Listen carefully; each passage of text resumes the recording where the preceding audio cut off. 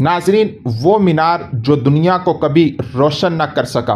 1900 کی دہائی کے آغاز میں امریکہ کی ریاست نیو یارک کے ایک پرسکون قصبے شورہام میں ایک عجیب و غریب ٹاور آسمان کی طرف بلند ہوتا چلا جا رہا تھا۔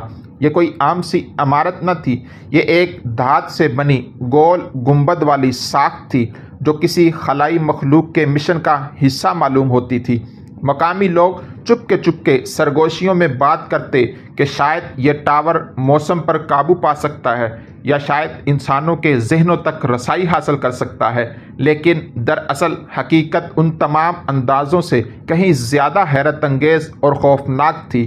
اس کا نام تھا، ناظرین، میں بات کر رہا ہوں وارڈن کلائف ٹاور، اور یہ منصوبہ تھا ایک ایسے ذہن کا جسے دنیا نے کبھی مکمل طور پر نہ سمجھا، نکولا ٹیسلا۔ ٹیسلا صرف ایک خاندان نہ تھا، ایک سائنسدان نہ تھا، وہ ایک ایسا خواب دیکھنے والا انسان تھا جس کے دماغ میں خیالات، تصورات اور تصادمات ایک بجلی کی کڑک کی مانند چمکتے، گونجتے اور بھڑکتے تھے۔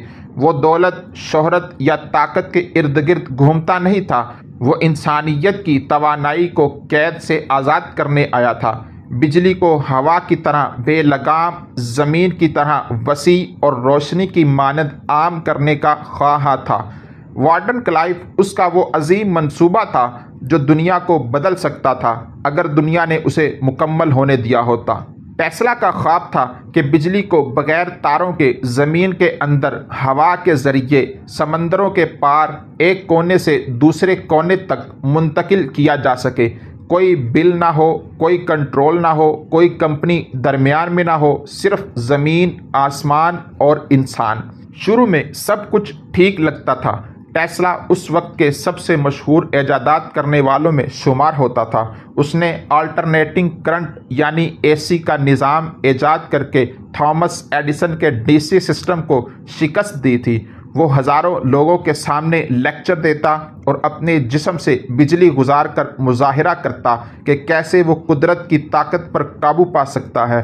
وہ سائنسدانوں کا سائنسدان تھا، لیکن شہرت کا سورج ہمیشہ ایک جیسا نہیں چمکتا، خاص طور پر جب آپ طاقتوروں کے مفادات کو چیلنج کریں۔ پھر ٹیسلا نے رجوع کیا جے پی مورگن کی طرف، امریکہ کے سب سے مشہور سرمایہ دار، ایک بینکر جس کی انگلی ہلنے سے کارخانے بند ہو جاتے اور ہونٹ ہلنے سے جنگیں شروع ہو جاتی۔ ٹیسلا نے اس سے کہا کہ وہ ایک وائرلیس کمیونیکیشن سسٹم بنانا چاہتا ہے جو مارکونی کے نظام سے بہتر ہوگا۔ مورگن نے اسے $1.5 लाख دیے، جو اس زمانے کی ایک بہت بڑی رقم تھی۔ لیکن ٹیسلا نے اصل حقیقت چھپائی۔ وہ صرف پیغامات نہیں بیچنا چاہتا تھا، وہ دنیا کو بجلی دینا چاہتا تھا، اور وہ بھی مفت میں۔ جب مورگن کو اندازہ ہوا کہ ٹیسلا دراصل ایک ایسی ٹیکنالوجی پر کام کر رہا ہے جس میں کوئی میٹر نہیں لگتا، کوئی بل نہیں آتا اور کوئی کمپنی درمیان میں نہیں ہوتی، تو اس کے چہرے کا رنگ بدل گیا۔ اس نے وہ مشہور جملہ کہا، اگر ہر شخص مفت میں بجلی لے سکتا ہے تو ہم میٹر کہاں لگائیں گے؟ بس وہ لمحہ ٹیسلا کے زوال کا آغاز تھا۔ مورگن نے نہ صرف اپنے پیسے روک لیے بلکہ پس پردہ پوری سرمایہ داری مشینری کو متحرک کر دیا تھا۔ ٹیسلا کے خطوط کا جواب آنا بند ہو گیا تھا، دوسرے سرمایہ داروں نے ملاقاتیں منسوخ کر دی تھیں، اخبارات نے طنزیہ خبریں لکھنا شروع کر دیں۔ وہی دروازے جو کل تک ٹیسلا کے استقبال میں کھلتے تھے، آج وہ بند ہو گئے۔ لیکن کہانی یہاں ختم نہیں ہوتی۔ ٹیسلا کو نہ صرف سرمایہ داروں نے دھتکارا بلکہ عجیب و غریب واقعات نے بھی اس کے منصوبے کو لپیٹ میں لینا شروع کر دیا۔ ٹاور کے لیے آرڈر کی گئی مشینری تاخیر کا شکار ہونے لگی۔ مزدوروں نے شکایت کی کہ رات کو ٹاور سے عجیب قسم کی آوازیں آتی ہیں، جیسے کوئی غیبی طاقت اسے متحرک کر رہی ہو۔ ایک نائٹ گارڈ پاگل ہو گیا، کہتا تھا وہ ٹاور سے نکلنے والی لہروں میں انسانی آوازیں سنتا ہے۔ ٹیسلا نے اپنی قریبی اسسٹنٹ سے بس اتنا کہا، دنیا ابھی تیار نہیں، یا شاید کسی نے دنیا کو تیار ہونے ہی نہیں دیا۔ اسی دوران مارکونی، جسے اب ریڈیو کمیونیکیشن کا بانی کہا جاتا ہے، اس نے بحر اوقیانوس کے پار پہلا سگنل بھیجا۔ لیکن مارکونی نے جو ٹیکنالوجی استعمال کی وہ ٹیسلا کے 17 پیٹنٹس پر مبنی تھی۔ टेस्ला ने मुकदमा दायर किया, लेकिन ताकतवर हाथों ने अदालती अमल को इतना सुस्त कर दिया कि फैसला तब आया जब दोनों मौजूद दुनिया से रुखसत हो चुके थे। 1907 में जब इक्तिसादी बहरान आया, टेस्ला ने दोबारा मॉर्गन से राब्ता किया, खत पर खत लिखे, लेकिन कोई जवाब न आया। कुछ लोग कहते हैं कि मॉर्गन ने खामोशी से हुक्म दे दिया था, टावर को ख़त्म करो, गोली से नहीं खामोशी से, और खामोशी सबसे मोहलक हथियार होता है। अब टेस्ला मुकम्मल तन्हा हो चुका था। अखबारात ने उसे पागल करार देना शुरू कर दिया। साइंस बरादरी ने उससे मुंह मोड़ लिया।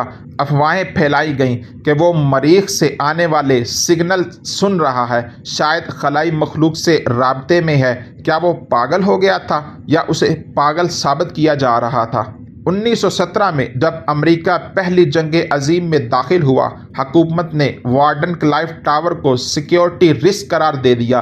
कहा गया कि जर्मन जासूस इसे इस्तेमाल कर सकते हैं। बगैर किसी अमली सबूत के टावर को तबाह कर दिया गया, उसकी धातों को स्क्रैप में बेच दिया गया। एक ख्वाब, एक इनकिलाब खामोशी से दफन हो गया।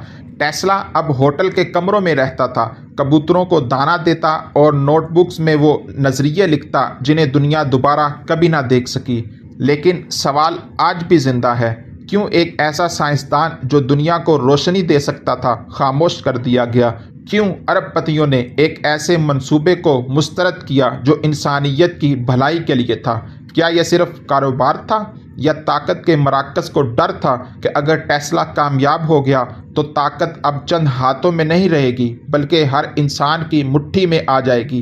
नाजरीन, बहुत से नज़रिया साज आज भी यकीन रखते हैं कि टेस्ला के इंतकाल के बाद उसके तमाम नोट्स और कागजात खुफिया सरकारी एजेंसियों ने जब्त कर लिए थे। कुछ कहते थे उसकी टेक्नोलॉजी वक्त से बहुत पहले की थी और दुनिया का निज़ाम उसका बोझ नहीं उठा सकता था।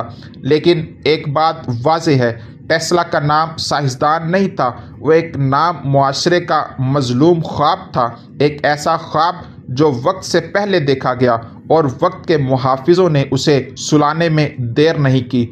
लेकिन क्या आप जानते हैं, शायद वो अभी भी हमारे दरमियान है।